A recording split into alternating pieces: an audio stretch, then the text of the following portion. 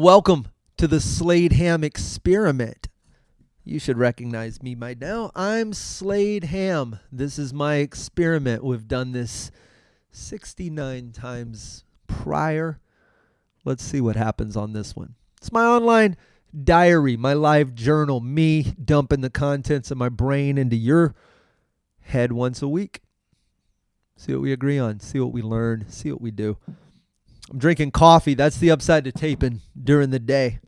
If you ever see, how do I always have the hiccups on my show? This is new. If the lights are ever white in the background, that generally means I'm taping during the day. I don't change the ambiance much if I can't change it fully here in the Midnight Spaceship. Before I get into this episode, this has been a week. I have been at peak frustration levels. I know last week probably seemed like a very venti episode. By venti, I mean full of venting and not a medium coffee at Starbucks. I'm better this week. You can fix almost anything by doing a couple of things. It's eating, sleeping, cleaning your house weirdly, and going for a walk. If you ever find yourself in a state of mind that you're not content with, it can be depression, it can be anger, it can be any of those negative emotions. Eat something, take a nap, go for a walk. Make your place feel a little more human. Generally, that will fix some of it. I'm drinking coffee. I'm drinking a Rivence honey. I didn't know what honey meant in coffee. That should sound more obvious than it is, but it's not. Honey makes you think of honey flavor. Honey makes you think of that stuff that bees make. If you say honey and you say coffee, I will assume that you have put some form of honey in it. Yet, it's not what it means. And I wanted to give you the formal meaning, but and then I got online to do that, and then here's why I got frustrated again. It's just like a constant in-out. All right. Because there's articles. If you Google anything right now, the first 3 pages will be full of answers. So when I Google, how is honey processed coffee made, it takes you to a page that has all the answers, and it seems to be just beneficial information. And then you get down to the end and they start pitching you there. If you want to try a honey processed coffee, try our Tanzania. And you go, I read a 3-page ad. But here's the gist of it.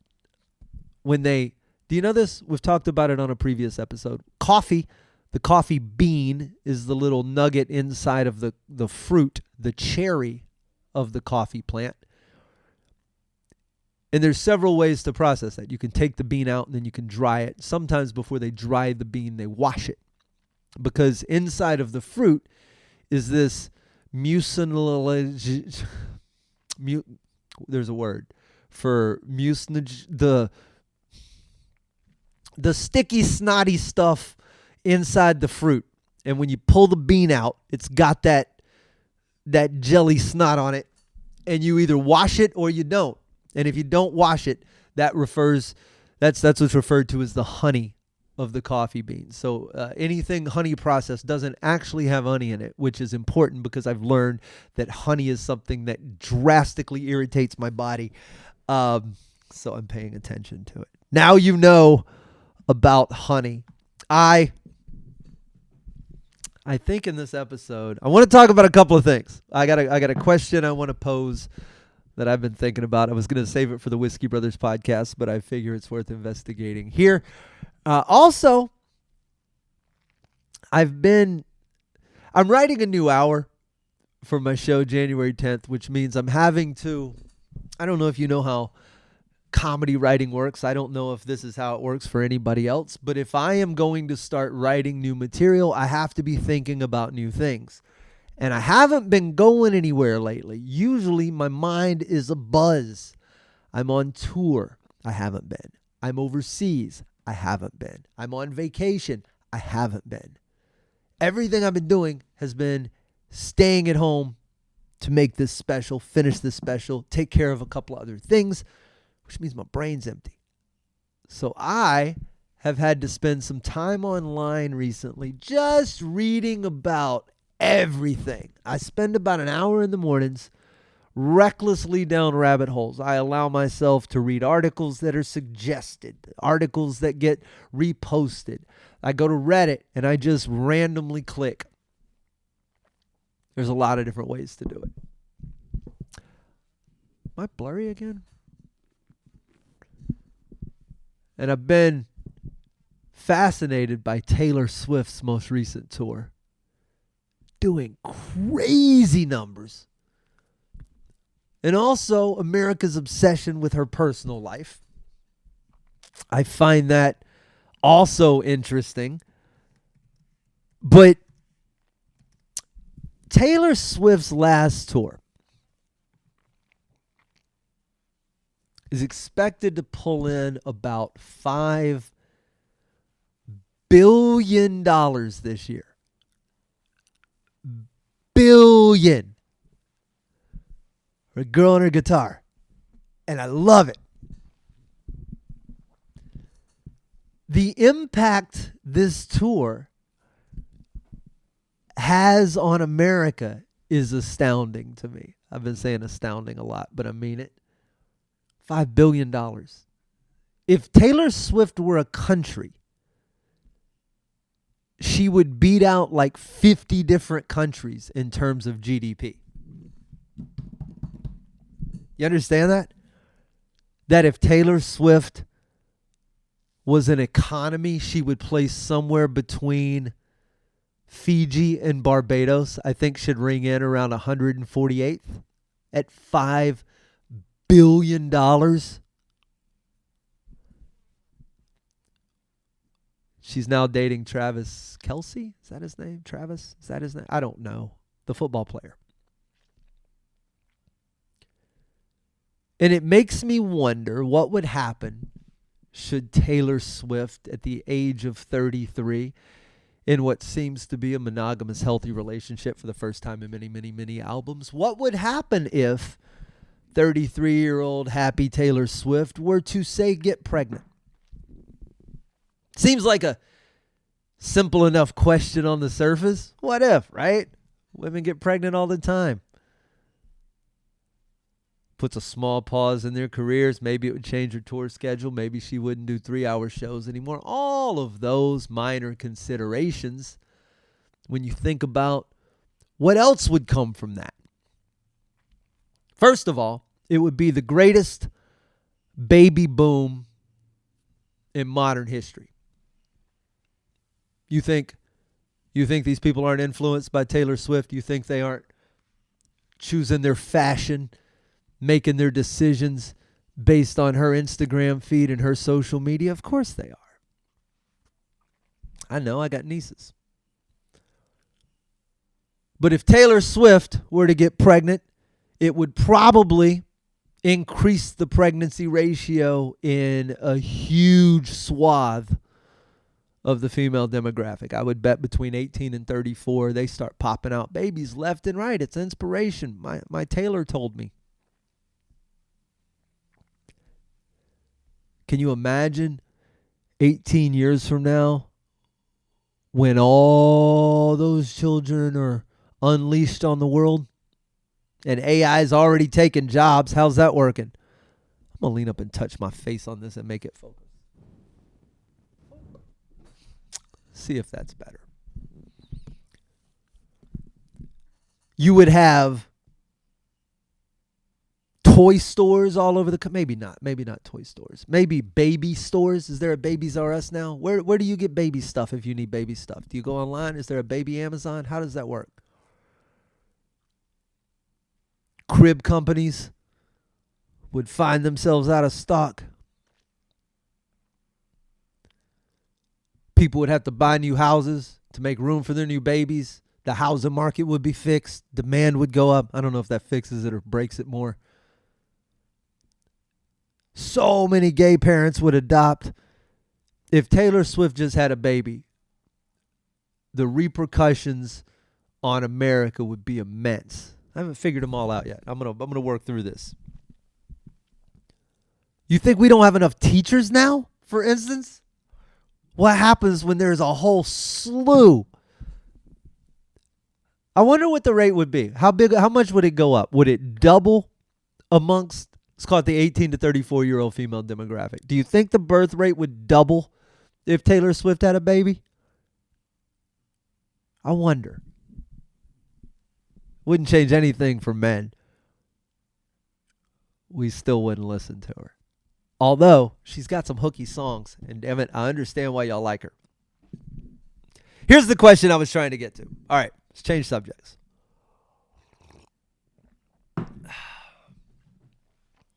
Someone posed the question. And you can answer this in the comments. What horror movie could you survive? That's a fair question, right? There's a ton of horror movies. We all know them. We know the main villains: Chucky, Jason, Freddy, the Jeepers Creepers guy, Michael Myers. I'm trying to name all the ones I can name. Leprechaun, is that real? There's a jack-o'-lantern dude. Scream. You can tell by the way I'm listing all of these, I don't actually know anything about horror. I should probably be listing Annabelle or The Grudge or Paranormal Activity. I've never seen any of these. So I'm gonna be relegated to picking from horror movies I've seen, I imagine. It wouldn't be fair if I said I could survive something I haven't seen. Hellraiser, that's another one. Pinhead, I remember him. Candyman. It's so bad. Gun to my head, I can list about 7 horror movies. I've never watched them. I have friends who are diehard fans. How do you feel about them? I don't. I have a pretty blanket stance on trying to not intentionally feel certain emotions. Okay? I don't like to intentionally feel sad. I don't like to intentionally feel scared. Isn't the right word. Uneasy, is that the word? Because there's not an element of horror movies to me aren't scary. They just make me feel like I don't enjoy watching somebody get cut up. And I know some of you are about to say, well, that's not the horror movies I like. I got you. There's multiple kinds of horror movies, right? There's slashers, there's psychological horror, there's gore. Whatever the side of the spectrum is where maybe it's Saw or Hostel. Man, not Saw probably. Chris Rock's in Saw. But like Hostel or something where like they're cutting people's eyeballs open. They're just showing that. I have no desire to see that stuff. And if you do, I'm not knocking you. We'll get to that. Stephen King has some fascinating thoughts.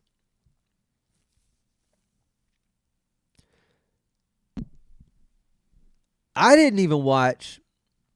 I remember being averse. So stupid saying this out loud now.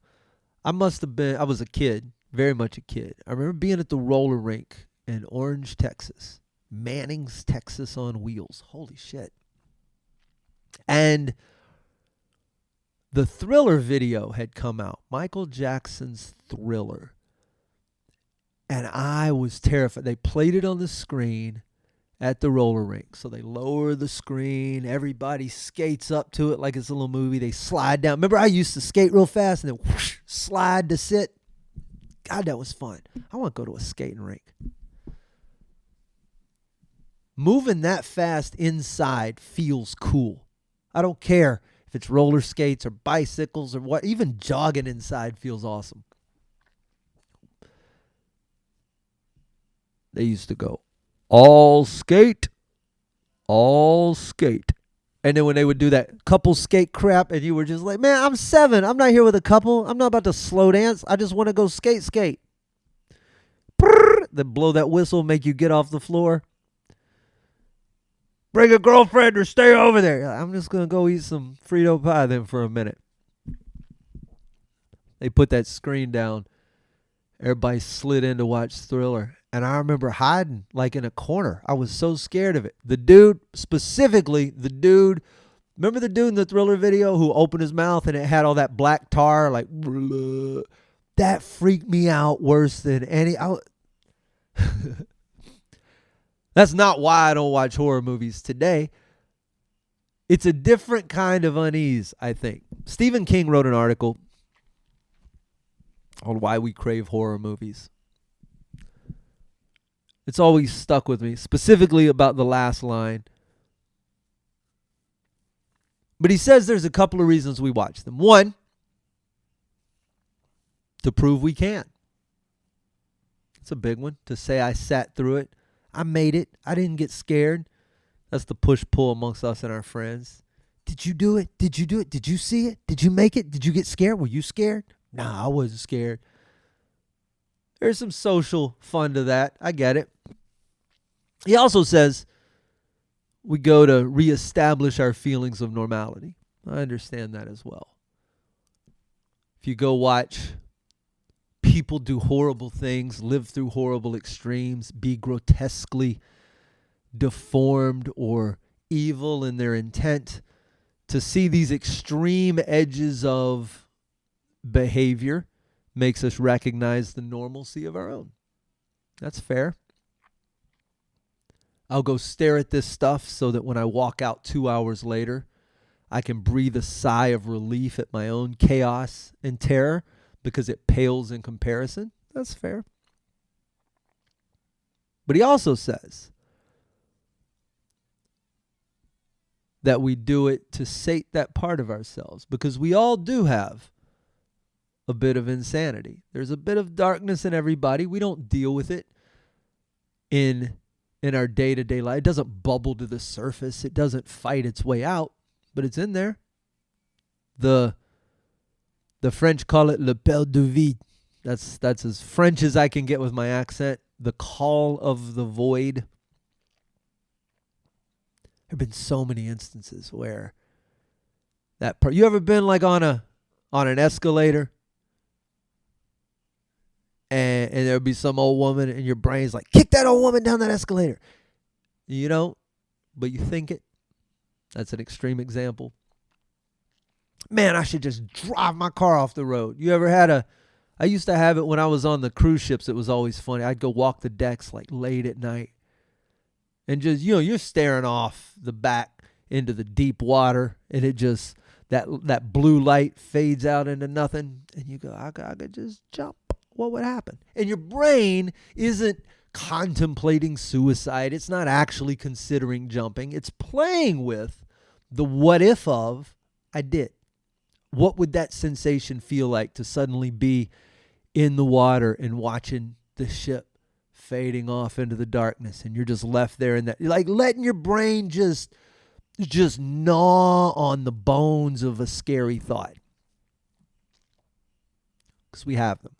Stephen King says that we watch these movies because those thoughts are like gators down in the subterranean tunnels of our brains, and watching horror movies is like throwing raw meat to them. It's our way of keeping the gators fed. I don't know if that's true or not. Maybe my life is different. Maybe because I've chosen to feed the gators a different way. There's no shortage of horror in my past. If the goal is an amplified heart rate in a dangerous situation, I think I've experienced a lot of that, both professionally, personally, in my relationships, in my adventures, in every way possible. So maybe there's not when you jump out of planes and you jump off of mountains and you swim with sharks and you do things like that, maybe there's not a need to feed that part of my brain. I don't know. But for whatever reason, I don't do horror. If you invite me, I will say no. If you request that I sit on the couch and make it through one of these films with you, I will come over to your house and I will play on my phone and I will do other things while I pretend to watch. What horror movie? What horror movie would you watch? What horror movie would you survive if you were in it. I think when I watch here's the appeal to horror movies, I think. Maybe it falls under one of these other categories. But there's a bit of an appeal, and maybe this is in line with the return to normality and the appreciation for your reality. But there is relief in watching people make worse decisions than you would, I think. You don't ever enjoy that. Not that you enjoy the watching someone else fail or watching someone do poorly or be miserable, but maybe you watch with the knowledge that, oh my God, I would never have done that, right? When they run upstairs when clearly they shouldn't. When they go hide in the dark shed when clearly they shouldn't. They run right towards the monster. They do all of the things you shouldn't do. And your brain goes, that makes me feel so good, because if this person would do that and I wouldn't do that, that makes me above them. And this seems to be the norm. It's in a movie, so I'm better than we play all those games of rationalization. What would I survive? My gut tells me I could outrun any of these slow guys, right? The plodding, slow Michael Myers, Jason Voorhees, doom, doom, doom. You can't get away from that. Come on. You could fall down 30 times and take a nap and still have time to get away. So my gut says I would survive one of those, but I'm inevitably going to be stuck with 5 or 6 people who are just going to drag me down. I'm going to feel guilty. I'm going to go back for somebody. I'm going to get killed trying to do the right thing. I think I could survive the birds.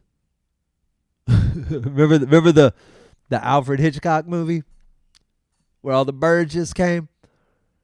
Unless the birds sent eagles. I can't remember. I feel like that movie was all just seagulls. And if it was all seagulls, man, how do you not just beat them with Alka-Seltzer? How do you not just fling a pay and watch them all, and then when all the birds explode? That's how that movie should have ended. I could beat a bird. I also think I could have survived Jaws. That's for sure a horror movie. That might be my favorite horror movie. Jaws. But I could beat Jaws. How do you not beat a shark? First, all you have to do is not go in the water. Do you understand? That's thing number one. Just don't go where the shark is. He's not that terrifying if you just avoid him. It's not like the shark is eating you on aisle 4 of the grocery store. That would be scary if you couldn't get away from a shark. But you can just not get in the water. 3 of y'all, all these people should not die. It seems like so many easy ways to kill something under the water that doesn't involve all of us dying under the water. I think I could beat Jaws 300 different ways.